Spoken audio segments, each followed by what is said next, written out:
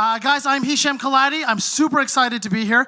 If you're wondering why for the last 48 minutes it smelled like weed and falafels, it was me. I'm so sorry. I just went to get dinner and smoke weed.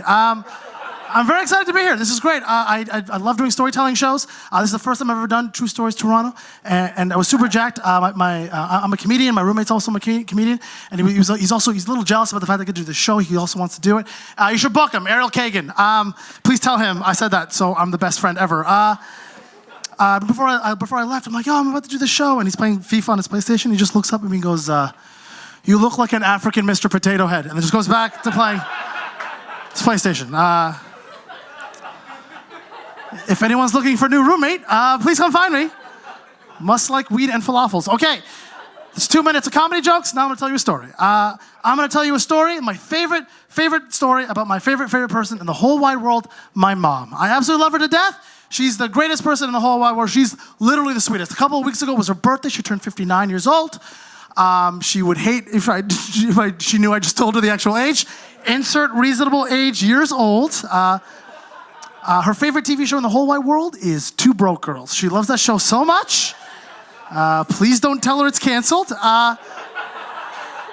And my mom is the nicest. She's actually, she just loves being a mom. My best friend in the whole wide world, his name's Chris.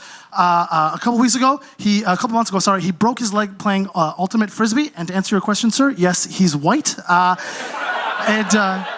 And he broke it, and he was immobile for maybe at least 3 months. And my mom loves him so much. She just loves being a mom. So for 3 months, every Sunday, she would come with groceries and she'd clean up after him. She just loved him so much. She's like a second son. She loved him so much. And it's great because my mom has the ability to be the sweetest, most kindest person in the world, as much as she is the iron fist of Africa.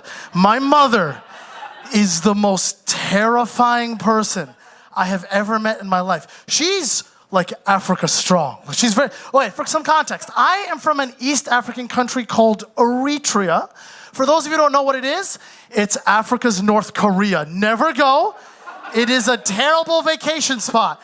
Come for the beaches, stay, because you're now a prisoner of war. Trudeau is not coming for you. Africa has you now. When I left, I was very, very little, and I remember being very, very young, and it was me and my mom, and she had our luggage. We had 4 shirts, a couple of pants. We had nothing. And what I didn't know later was my mom had $20,000 worth of cash strapped to her body that she was smuggling out of the country for her and all the cousins all over in Toronto. And then she gets up to the security guard at the airport, which is just a bunch of dudes in tanks. They all have their guns, and they're just questioning my mom. They're like, "So where are you going? How long are you going to be there?" She's like, "I'm going to Canada to visit my sister." It's like, "Okay, how long are you going to be gone for?" And my mom's like, 2 weeks. My mom has a very trustworthy face. He's like, "Okay," and he stamped it. And we flew to Canada. It's been 25 years, guys. I've been on a 25-year vacation. That guy for sure got fired, 100%. And by fired, I mean tortured to death. Guys, it's Africa. Oh, it's okay, guys. It'll get funnier. A little too real. Hisham, you know the line now. Okay. So I left when I was very, very young. I was 4 or 5 years old, but my mom grew up there. And every time when I was little, I used to ask her about the old country. I'm like, "Hey, Ma, what was Eritrea like?" She was always so vague. She was like, "It was hot and everyone was nice. No more questions, please." And she would run away. Always so vague. And after a while, I just stopped asking questions. I'm like, "Oh, whatever, I'm in Canada now." Until I was 15 years old, okay? I went to an Eritrean wedding. My older cousin was getting married. And I'm 15 years old. I've never been around this many Eritreans ever. And I'm in my suit. I'm in line to get food. I get a tap on my shoulder. And then just the room got a little dark. I'm like, "What?" And I turn around. And there's a 7-foot African man with an afro and one eye and an eye patch. And he's staring at me so hard with his one eye. And he just goes, "Hisham, I am your Uncle General." And I'm just like, "Your name is General?" He's like, "No, not my name, my rank." And I'm like, "I've seen this movie. I need an adult." And he goes, "So, your mother tells me she has not told you she used to be a soldier during the war."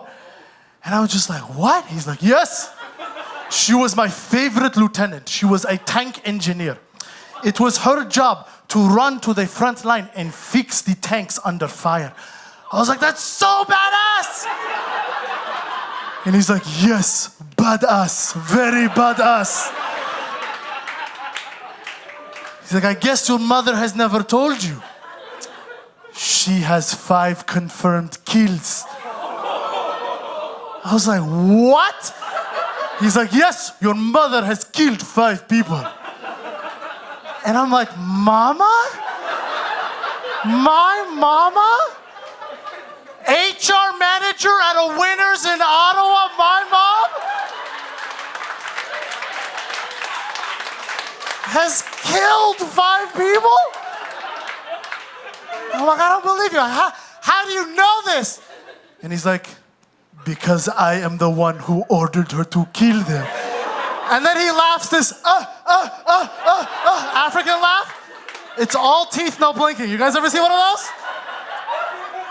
And he sees this horrified look on my teenage boy face, and he just freezes, and he's like, my English is not good, bad joke, and just moonwalks onto the dance floor. Just disappears. I literally rushed to my mom. I demand answers. I'm like, is this true? Is any of this true? And she's like, no. And that was it. That was her response. 2 weeks later, we get a package from him. It's like this weird, long rectangle thing. And I know it's from him because on the front it says, Uncle General. And my mom's so excited, she rips it apart. And it's a painting-sized picture of my mom in her early 20s. She's in camouflage gear, riding atop a tank, surrounded by Uncle General and like the cast of The Wire Africa edition. And they've all got guns and they're all waving to the camera. And my mom sees this and she's so moved by it, like a tear rolls down her cheek, and she hangs it in the living room above the fireplace. And like a week later, my buddy Chris, the guy from before, he comes over to my place and we're hanging out and he sees the picture, he just freezes and goes, Mrs. Kaladi, what are you doing in that photo? And my mom in the kitchen just goes, African paintball, and just goes back to cooking dinner. I didn't know this until much, much later, but my grandma told me a family secret. Nothing too weird, but it turns out that I was named after my mom's favorite tank. Okay, that's my mom as a person, okay? Now that's just context to the story I'm about to tell you, all right? When I left East Africa, we eventually moved to Ottawa. But originally, when we landed in beautiful Canada, it was in beautiful Scarborough, Toronto, guys.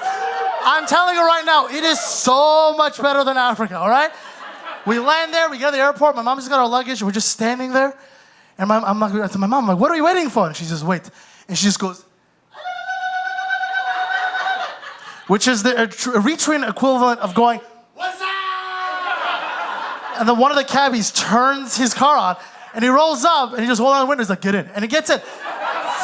Within 5 minutes, my mom has managed to 6 degrees to Kevin Bacon. Turns out this guy is my mom's schoolmate's sister's son, which is how I met my uncle Ibrahim, guys. And he's so happy, he's excited. So he's like, I'm gonna take you someplace. This place just opened up. And he took us to the most beautiful place to this day, the most beautiful place I've ever been in my life, Pizza Hut. It was beautiful, guys. I walk in, there's pizzas everywhere. I'm telling my mom, like, what is this? She's like, freedom. I'm like, this is gonna be the best.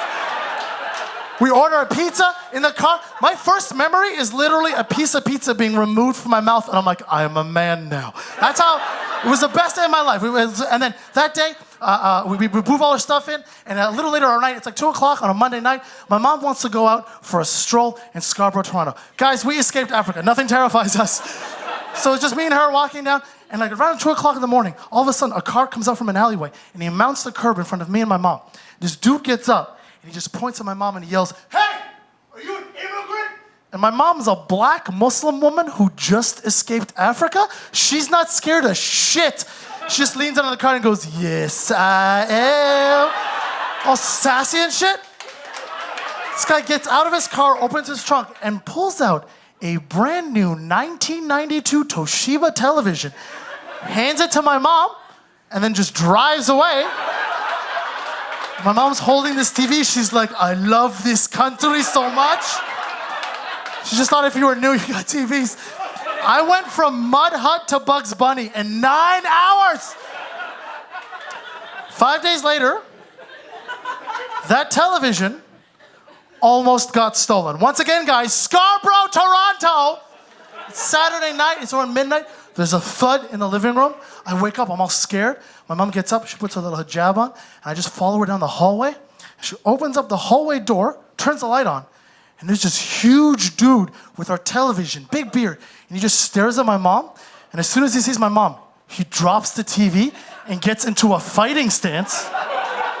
And my mom's natural instinct was to square up and yell, God is great, and just run straight for the dude. No hesitation, like a panther. It's 1992 Scarborough. This guy's maybe seen all of 5 black people in his life. He's never seen a black African Muslim woman scream, Allahu Akbar! And she runs at him. So by instinct, he covers his face. That's when my mom winds up, pulls back, and just kicks him right in the dick. This guy doubles over. He grabs her head, knee to the throat. This guy collapses onto the floor, motionless.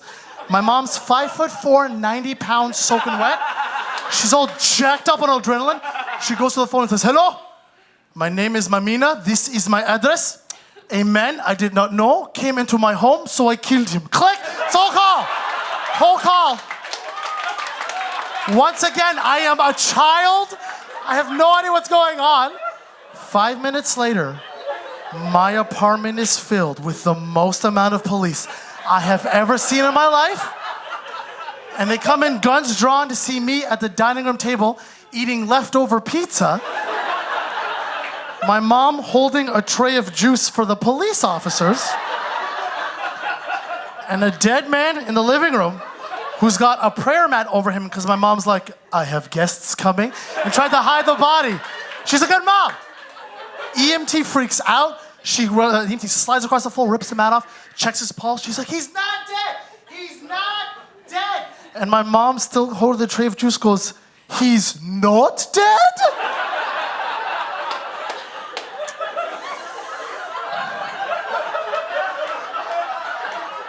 I guess I'm getting too old. Guys,